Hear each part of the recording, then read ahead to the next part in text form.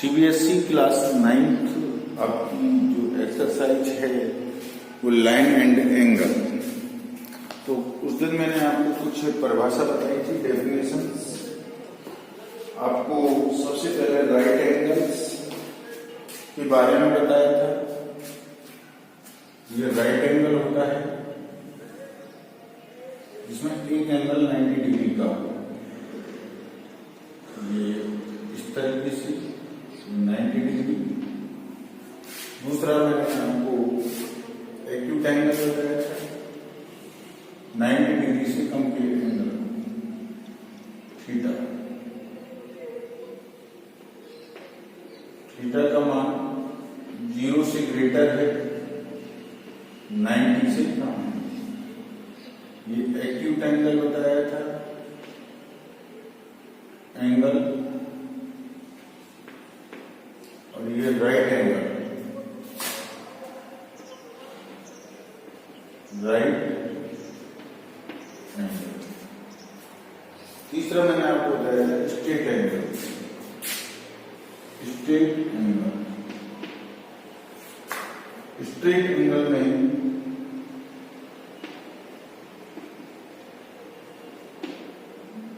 ये एंगल लिया था, ये total 180 degree. Theta equal to 180 degree. फिर बताया था मैंने रिफ्लेक्स एंगल। रिफ्लेक्स एंगल में इस टाइप से करके बताया था। ये थीटा है। थीटा का मान जो होगा आपका 180 से ग्रेटर होगा और 360 से ज्यादा होगा। तो इस तरीके से आपको रिफ्लेक्स एंगल बताएगा, 90 से ज्यादा, 360 से कम। तो आज मैं आपको एडजेसेंट एंगल बता रहा हूं, ध्यान से समझेंगे।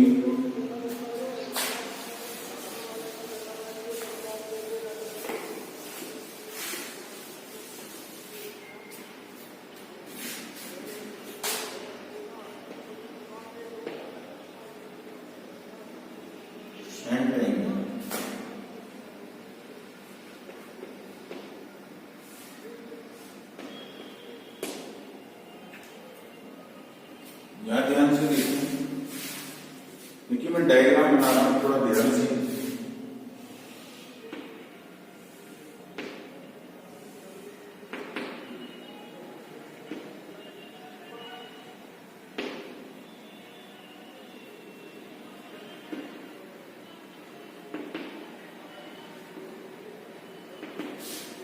देखिए बेटा, एक तो आपको ये ध्यान रखना चाहिए कि कॉमन होना चाहिए और एंगल की वर्टेक्स भी कॉमन होना चाहिए। ये कॉमन होना चाहिए और वर्टेक्स दोनों का क्या होना चाहिए, शीर्ष कॉमन होना चाहिए और एक भी क्या होना चाहिए, कॉमन। तो ये एक दूसरे की एडजेसेंट एंगल कहलाए जाएंगे। तो angle SQR and angle RQP, SQR and angle RQP are adjacent angles. तो ये समझ में आ गया, ये कॉमन होना चाहिए और उसका वर्टेक्स जो है वो कॉमन होना चाहिए। तो ये हो गया आपका। नेक्स्ट देखें, linear pair of angle. Linear pair of angle में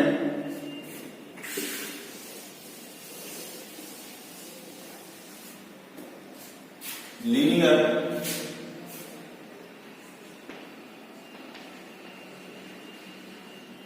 पेयर ऑफ एंगल,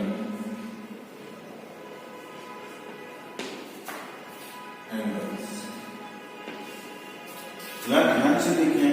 जैसे स्ट्रेट लाइन है, ये कॉमन पॉइंट है O, तो ये कुछ ही नाम दे सकते हैं, O A C C D. तो ये जो एंगल्स हैं इन दोनों एंगलों का सम 180 होगा। ये लीनियर पेयर एंगल कहलाए जाते हैं। Angle A O be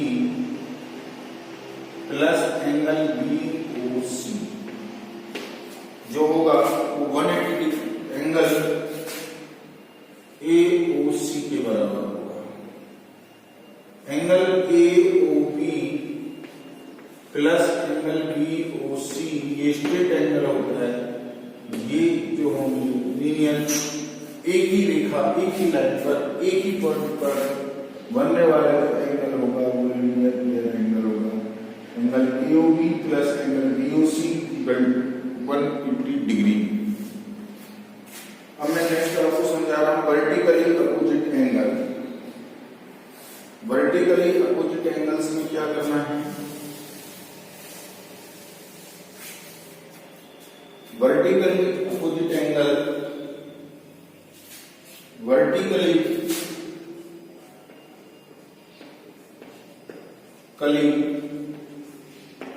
opposite angles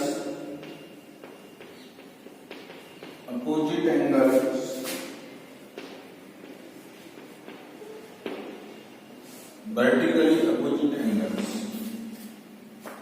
मतलब when two lines intersect each other they form और angles।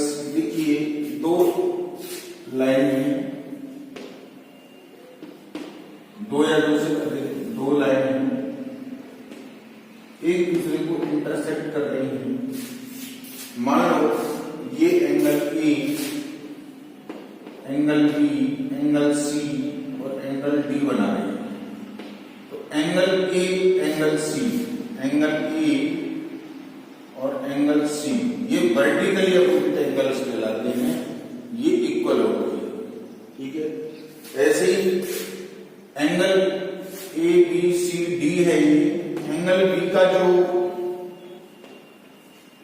वर्टिकली अपोजिट एंगल होगा एंगल डी होगा ये, और एंगल डी का वर्टिकली ये दोनों भी क्या होते हैं? इक्वल होते हैं। तो four angle A B C and D, angle A and angle C are vertically opposite angles. Angle A and angle C इसको वर्टिकली अपोजिट एंगल्स बोलेंगे। एंगल बी और एंगल डी इसको भी वर्टिकली अपोजिट एंगल्स बोलेंगे। इसके बाद complementary angles.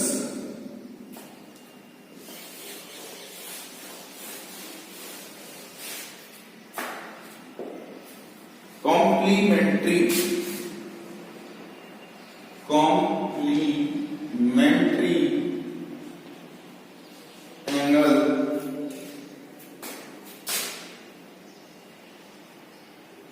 Angle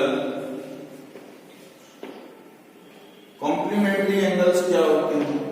two angles are called complementary angles if the sum of their measure is 90 degree. मतलब उन दोनों का सम कितना हो? 90 डिग्री हो, वो एक दूसरे के कॉम्प्लीमेंट्री एंगल्स कहलाए जाते हैं।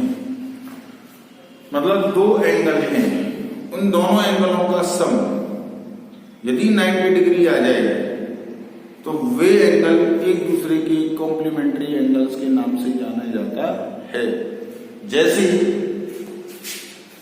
30 डिग्री है, इसका जो कॉम्प्लीमेंट्री होगा वो 60 डिग्री होगा।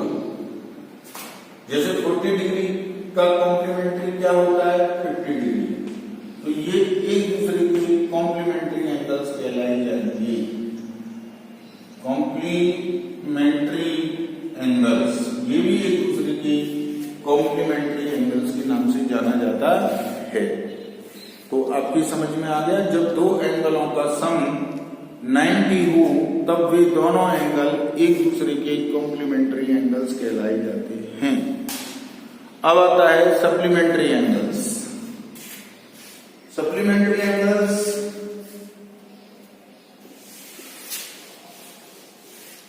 ध्यान से देखें। सप्लीमेंट्री एंगल्स में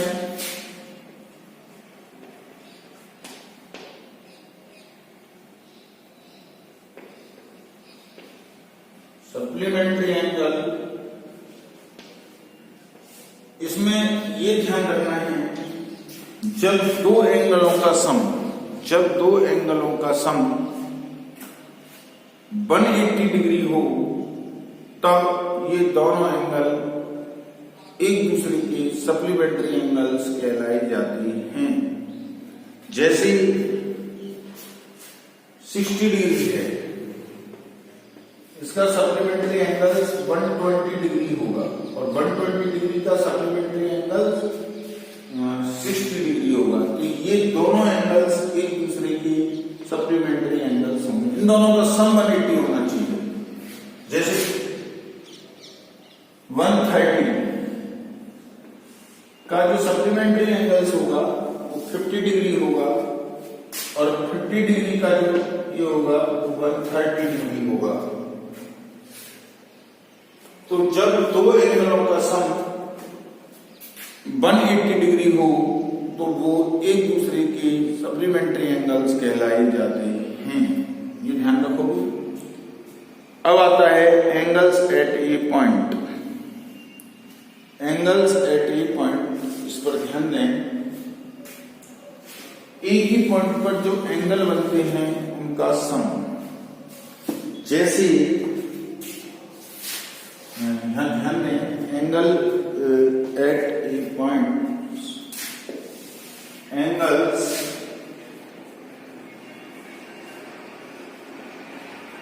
eight a point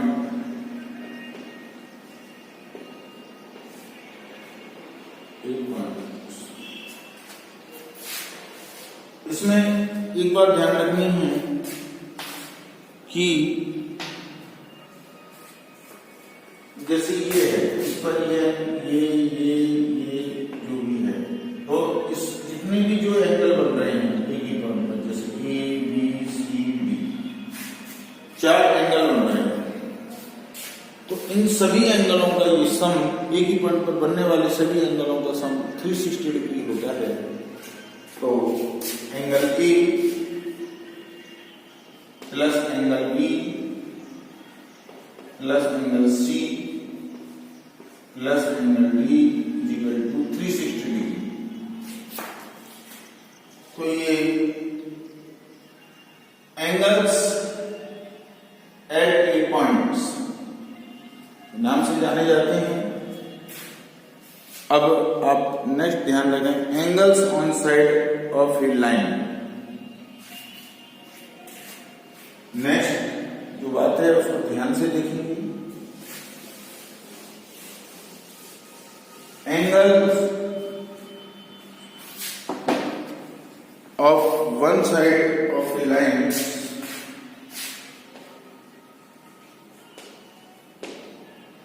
on one side of a line, एक रेखा की एक ही साइड पर बनने वाले एंगल, जैसे ये एक रेखा है, इसके एक ही उस पर बनने वाले जितने भी जो एंगल्स हैं, इन सभी एंगलों का सम 180 होता है। जैसे ये ए है, ये बी है, ये सी है, ये डी है, तो इसका मतलब आप समझ गए होंगे। Sum of angle at a point on side a line is 180 degree. तो angle A plus angle B plus angle C plus angle D is equal to 360 degree. तो मैंने बेटा आपको कुछ परिभाषाएं एंड डेफिनेशंस आपको समझाई है और इन डेफिनेशनों के आधार पर ये एक्सरसाइज स्टार्ट की जाएगी। फिर भी मैं आपको बता रहा हूँ, ध्यान दें, वर्टिकली अपोजिट एंगल जब दो लाइन एक दूसरे को इंटरसेक्ट करते हैं तो हम अपोजिट जो एंगल होते हैं वो वर्टिकली अपोजिट एंगल्स कहलाते हैं। कॉम्प्लीमेंट्री एंगल्स वे एंगल होते हैं जब दोनों एंगलों का सम 90 डिग्री हो तो वो एक दूसरे के कॉम्प्लीमेंट्री एंगल्स कहलाते हैं। और मैंने सप्लीमेंट्री एंगल्स के बारे में भी बताया था, जब दो एंगलों का सम 180 डिग्री हो तो वो एक दूसरे के सप्लीमेंट्री एंगल्स कहलाए जाते हैं। तो मैंने एंगल्स एट ए पॉइंट, एक ही पॉइंट पर काफी एंगल बन रहे हैं उन एंगलों का सम जो होता है वो 360 डिग्री होता है। Angle on one side of A line, मतलब एक ही बिंदु पर रेखा के बनने वाले जो एंगल हैं उनका जो सम होगा वो 180 डिग्री होगा। तो बेटा आपकी समझ में आ गया है कि एंगल्स के बारे में मैंने आपको क्लियर करा दिया है। अब मैं intersecting lines and non intersecting lines के बारे में बता रहा हूं, थोड़ा ध्यान से देखें। If two lines intersecting each others at any point then they are intersecting lines. मतलब जब दो लाइन हम ड्रॉ करें और वो एक दूसरे को एक ही पॉइंट पर इंटरसेक्ट करती हों, जैसे ये लाइन और ये लाइन, ये दोनों लाइन एक दूसरे को पॉइंट O पर काट रही हैं, तो ये इंटरसेक्टिंग लाइन होगी। समझ में आ रहा है? इंटरसेक्टिंग लाइंस, इंटरसेक्टिंग जो लाइंस होती है, समझ में आ रहा है। एंड नॉन इंटरसेक्टिंग लाइंस वो होती है जो दोनों लाइंस पैरेलल होती हैं। तो ये इंटरसेक्टिंग लाइन कहलाई जाएगी, इंटरसेक्टिंग लाइन।